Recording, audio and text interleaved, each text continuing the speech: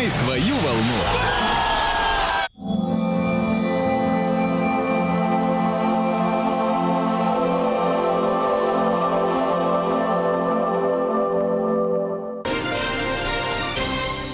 Мы продолжаем программу. Казань в центре мирового внимания. Сотни делегаций и тысячи гостей. Организаторами сделано все для их комфортного пребывания и перемещения по улицам тысячелетней столицы.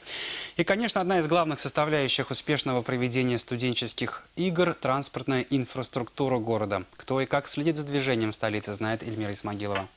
Изменения в городе радуют всех казанцев. Столица универсиады буквально утопает в зелени. Но в этом году, судя по интернет-сервисам, позеленели не только улицы. Максимум 2 балла на дорогах. Такие цифры радуют каждого.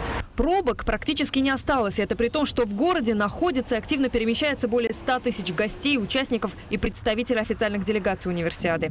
Главный вид транспорта в городе – автобус. Организаторами сделано все, чтобы проезд для них стал максимально быстрым и безопасным. Сегодня в Казани для беспрепятственного движения выделено 157 километров автобусной полосы. Это больше, чем в Москве.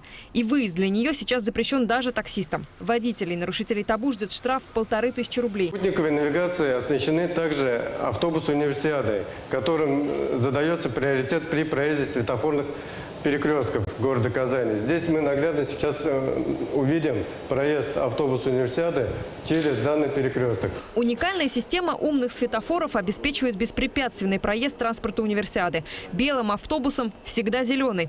Автоматизированная система управления дорожным движением анализирует ситуацию на 59 городских перекрестках. Практика использования показала, что 75% транспортных средств, которые подключены к адаптивной системе управления дорожным движением, имеют преимущество при проезде перекрестков. Это очень хороший показатель. Сегодня общественный транспорт должен ходить, я не скажу, что в секунду, но в минуту люди должны понять это преимущество и использовать общественный транспорт.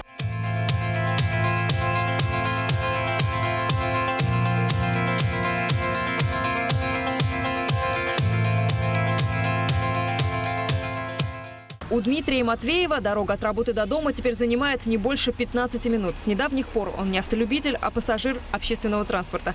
Но ключи от машины по привычке все еще носит в кармане. Сейчас очень легко и свободно, быстро можно добраться по автобусным полосам на транспорте, это во-первых. Ну а во-вторых, не болит голова о парковке. Движение только прямо или направо. Такие дорожные знаки накануне Всемирных студенческих игр появились на проспектах Победы и Ямашева, а также на улицах Лево-Булачная и Право-Булачная. Теперь уходить налево запрещено. Это решение приняли, чтобы увеличить пропускную способность на самых загруженных улицах. Всего год назад таким было движение на Право-Булачной. Сегодня машины пролетают с ветерком. Реальная практика показывает, что отмена левых поворотов, продуманная отмена левых поворотов, особенно на, так скажем, на участках дорог, которые являются жизненными для города Казань, не везде, позволяет увеличить интенсивность движения в 1,5 раза. Водители вместо левого поворота на улицах Большого Казанского кольца могут использовать разворот на 8 дорожных развязках. Новые развязки нам позволяют быстрее добираться до нужного места, а левые повороты они спасают от неоправданных пробок.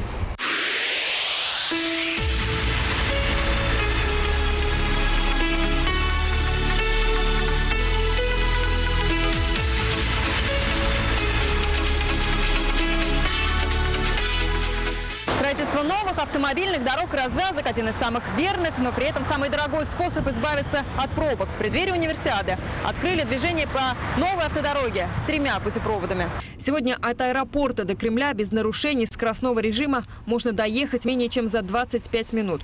Новая дорога от путепровода на Танковом кольце и до улицы Пушкина идет параллельно когда-то перегруженному Оренбургскому тракту. Очень удобно, что появилась развязка, конечно, то есть меньше пробок на дорогах. Удобство наших дорог оценили спортсмены. Путь до объектов по регламенту не больше 10 минут.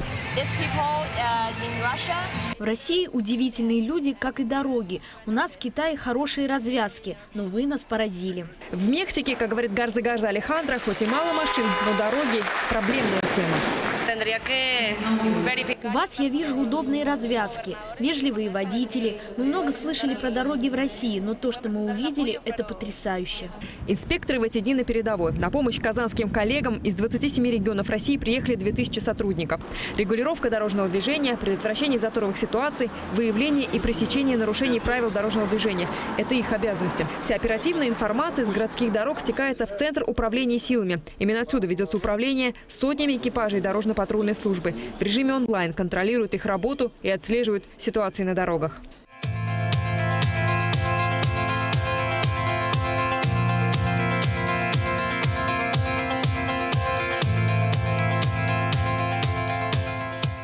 Для каждого инспектора командировка в Казань как репетиция перед Сочинской Олимпиадой. Они увезут опыт и только лучшие воспоминания о столице универсиады. Структура города Казани, конечно, изменилась в положительную сторону.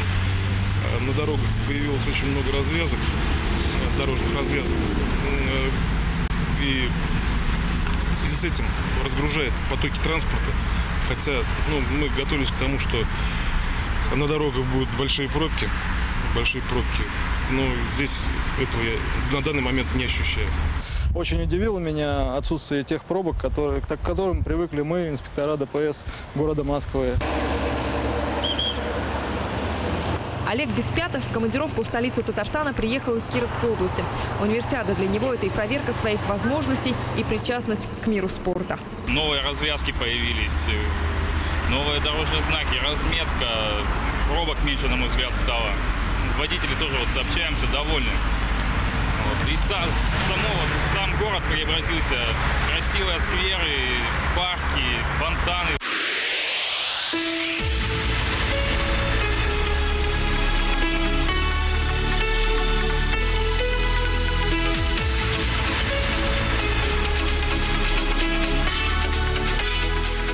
То, о чем мечтают крупные мегаполисы в столице Татарстана, было реализовано в кратчайшие сроки.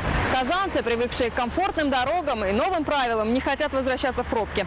Эксперты уверяют, что за результаты проведенной работы по улучшению дорожного движения нашему городу краснеть не придется. Эльмира Смогилова, Ленар Хабибуллин, Вести, Татарстан.